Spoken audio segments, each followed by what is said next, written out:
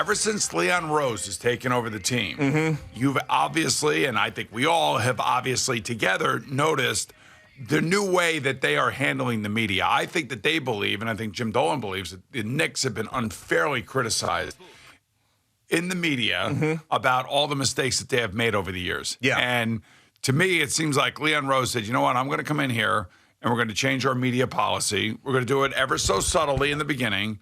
And then as we move along here, it's going to get more and more apparent that we are becoming North Korea, that we are not going to get embroiled into all these nonsensical, idiotic articles about the way that we do our business. But do you really think that that's going to stop if you're the Knicks if you don't invite the press to your press conferences? I think it only gets worse. But exactly. This is what I'm kind of thinking. I'm kind of thinking that this is what's going on under Leon Rose. And, Jim Dolan's got to be okay with it. But Leon Rose is the guy that took over. He saw what happened to Phil Jackson. He saw how he was made, into a fool in the media.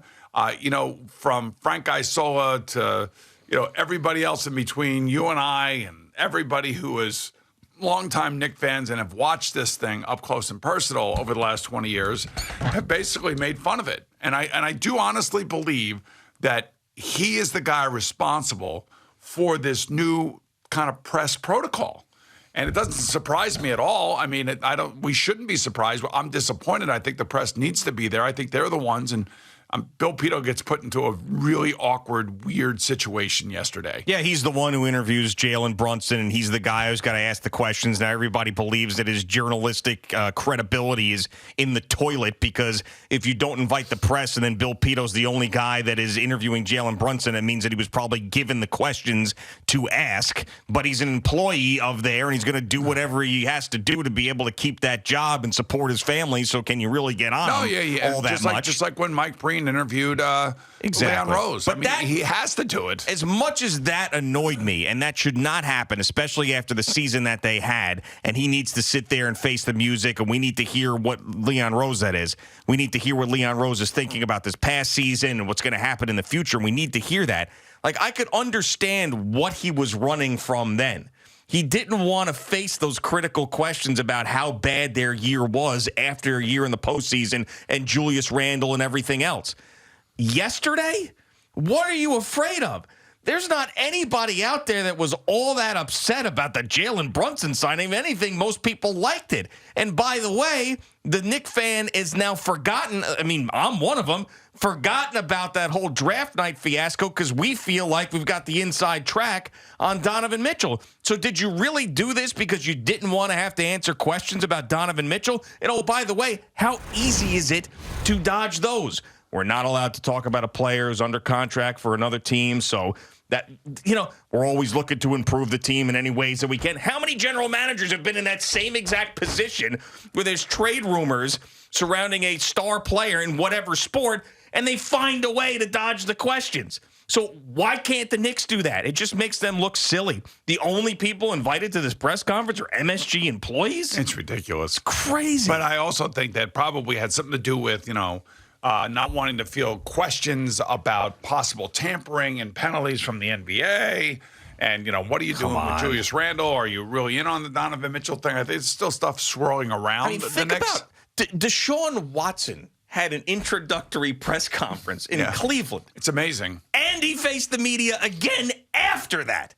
Now, if he can do that amidst everything that's going on in his life, Leon Rose could sit there and answer some questions from Mark Berman and Bruce Beck. I'm sorry, not that hard, not that difficult. There's not that much controversy that's going on within the Knicks organization right now. You just created some of it by not having the press at the Jalen Brunson press conference. I think the controversy is, what do you do with Julius Randle? What's going on with Donovan Mitchell?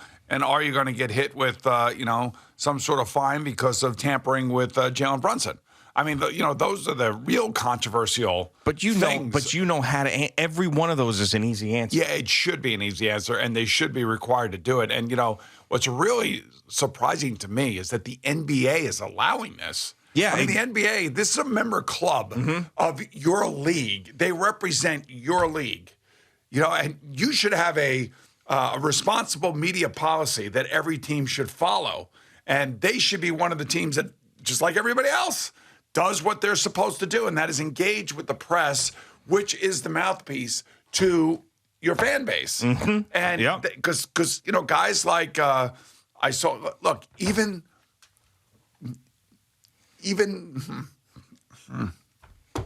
Hello? even the White House has press conferences every day. You may not understand what the hell they're trying to say or what to do, but even they have press conferences. That's right. I mean, the Knicks are like like North Korea. They're the only ones that don't have a real live press conference. Right. They don't have real press. They have an paid employee asking questions to a player who's happy to be here. Right. Great. We all know that. What is Leon Rose? You need to hear from them. And, the NBA should require, Adam Silver's got to step up here and say, enough of this nonsense. Yeah, I mean, I would think so. Now, I don't know if he was privy to how the Knicks were handling this prior to this happening, because none of us were. It just so happened that yesterday we saw. It feels that way, though. Now you see it. Now we saw it, yeah. I mean, even Mark Berman, who is a guy who has done his best to. Shill? Yes. He wasn't allowed there. Like, he's not a guy who has ever really criticized the Knicks. If anything, he gets criticized for not criticizing the Knicks. Frank Isola used to trash him all the time, saying that this guy just tries to get in bed with the Knicks and do things their way so he gets the scoops and whatever. Right. And he wasn't even allowed there. I mean, it's pathetic. They are a really, really rough organization when it comes to stuff like this. And the sad part about it is, I'm excited right now about the basketball part of the team. The amazing thing to me is that they own the Rangers. And I'll never forget when Jeff Gordon sent out that letter. And he said, we're trading our guys, we're starting over, and we're going to try to acquire assets, and it's going to take time. And we as Ranger fans, we felt like we were at the end of the Henrik Lundqvist era. And we all admired McDonough. He was our captain. It's the second time we sent our captain to Tampa Bay. We sent Ryan Callahan there and all this other stuff. And I got to tell you, it was disappointing, but it was honest and it was real. And they told us what they were doing. Mm-hmm. And then they were fortunate enough to be able to get the first and second overall picks in back-to-back drafts, which was, helps speed up the whole process. And they made some trades and they moved some guys around and they brought in Adam Fox. And they were churning and burning. And they were not afraid to tell us what they were doing and introduce players. And even in the midst of not making the playoffs, for 4 straight years, we were okay with that because we saw a plan. And then what happened, not last year or the year before with the Capitals and the Panarin ragdolling and all this other stuff. And then those guys all got fired. That was a little bit shocking. But, quite frankly, I don't really know anybody right now that is a Ranger fan, at least in my life. I can't sit here and tell you that they're not unhappy with something, but is unhappy at all with what Chris Drury has done. So why is it different there? I don't know. It's the craziest thing. I don't know if it's they're obviously separate and they have different people doing different things. But it has been such a mess with the Knicks for so long. At least the Rangers, had a run there for about 10 years where they were in the playoffs every year. And I think we're going to be in the midst of another one of those runs here. And they are successful, and their fan base, really is crazy about them. I don't know why the Knicks do this to their fans. I really don't. Yeah, what's the toughest question that comes out of yesterday? We're not in the midst of the Charles Oakley thing. We're not in the midst of the Isaiah Thomas sexual harassment claims. We're not in the midst of Jim Dolan throwing fans out of the stands and banning them for life because they said sell the team. We're not in the midst of any of that.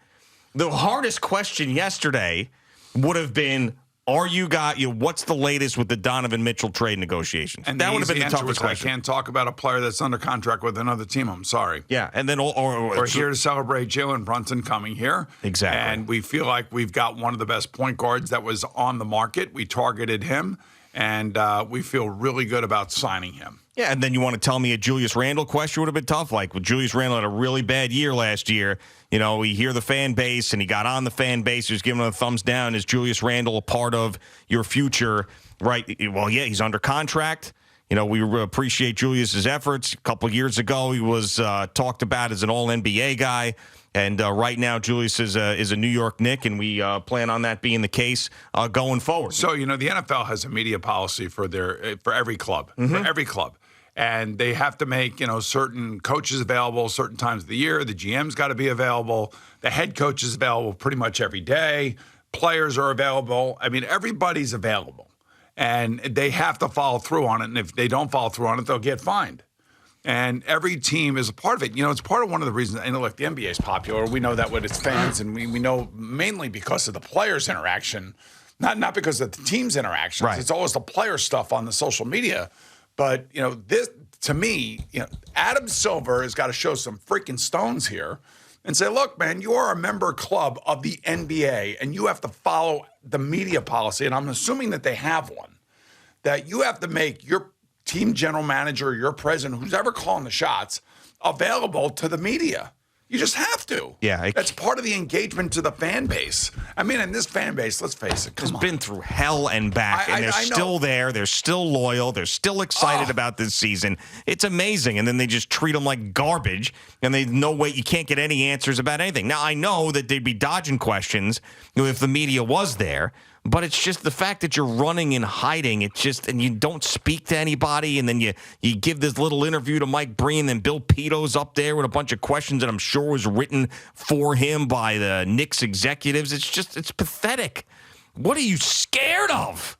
Honestly. I mean, even like the Lakers and Jeannie Buss, they're out there. Everybody's out there but the Knicks. Everybody. Amazing. You get, I don't know what channel it is, but every time I flip to this channel, seems like there's some sort of Laker documentary on, or there's some sort of Inside the Lakers show on. It's Lakers. It's nonstop. Yep. And I know MSG does some of that stuff with the Knicks, and they do other things, of course. But it's like she's not afraid of anything. No. And she lost one of the greatest players of all time in Kobe Bryant. She makes a statement about him the other day, thinking about him and how sad she was about it. And then everybody's wondering if it was a message towards, LeBron and all this other stuff. Then she has to come out and say, no, it's not. I love LeBron, too. I'd be like, she's not afraid of anything. Nobody is. As I mentioned before, Deshaun Watson held multiple press conferences in the midst of everything that's going on. There's not a single person out there that is afraid to talk in sports at some point. Now, do you agree with me that the NBA has got to step in here and do something? Yeah, of course. I mean, I don't know. Like I said, I don't know if Adam Silver knew beforehand and then said, okay, this is the way you're going to do it. But, this has been going on since the end of the last season, yeah. Really, since Leon Rose took over. I guess so. He hasn't really done much. He hasn't spoken. He hasn't been out there. How many times have I asked you, what are they doing? We don't know. They don't want to let us know. But how many times have I asked you that? It'll be funny if they actually start having success and all of a sudden there's press conferences all the time. Like, oh, Leon Rose is available. Knicks in first place at the All-Star break or something. Leon Rose is available. Oh, yeah. Trot him out now as team's winning. Now, look, I'm as guilty as anybody else. I mean, I was laughing on draft night. Yeah. With the whole situation. But I also did come in here the next morning and say, okay, let's see what the next set of decisions are. Exactly. And how they can fix this out and how they can use all these assets to try to, reclaim what they had a year ago or 2 years ago. And you saw the fan base come out. I mean, even after game 1 of last year against the Boston Celtics, an amazing win. The eventual Eastern Conference champions, by the way. Yeah. And the whole Bing Bong thing. Mm-hmm. I mean, it was amazing. Yeah. That's the fan base. That is the fan base, all fired up, generally about nothing, but still there and still loyal. And this would be another time that you would think that the Knicks would feel good about themselves. I mean, not that they've been in competition with the Nets for long, but since they moved to Brooklyn and stolen a lot of the headlines, the Brooklyn Nets are a mess. And people look at the Knicks right now as the team that's in a way better position than the Nets because they were able to sign Jalen Brunson. They have all these picks. They have all this draft capital and assets, and Donovan Mitchell wants to play for them. Just like things are on the way up for the Knicks right now. Would have been a day to celebrate. But instead, no, nobody's invited. We'll just pump out a couple of clips, approved MSG Dolan clips on Twitter, and that's all you're going to get. It's really amazing. We'll throw it on MSGera. MSGera, yeah. I do feel, because I like Bill Pito, I think he does a great job, especially when he's doing the Rangers with Steve Alakette and Henrik Lundqvist. Love those guys. I think they're great. But he's got to do a job, and he's told to do a job, or he doesn't have a job. Exactly. And so it's not his fault, and it's certainly not Mike Breen's fault because same thing. Mm-hmm. But Mike Breen is a big enough star to be able to say, hey, you know what? I'm not doing this. Yeah. But I guess how do you turn down the only interview opportunity with the team president? I mean, as long as he was allowed to ask what he wanted to ask. Yeah, that I don't know. That's a whole nother set of circumstances. I would think, though. I mean, Mike Breen is just like the top of this business. He's such a great guy. He's got all the integrity in the world. I would imagine. Easy with the great guy stuff. He's awesome. He is awesome.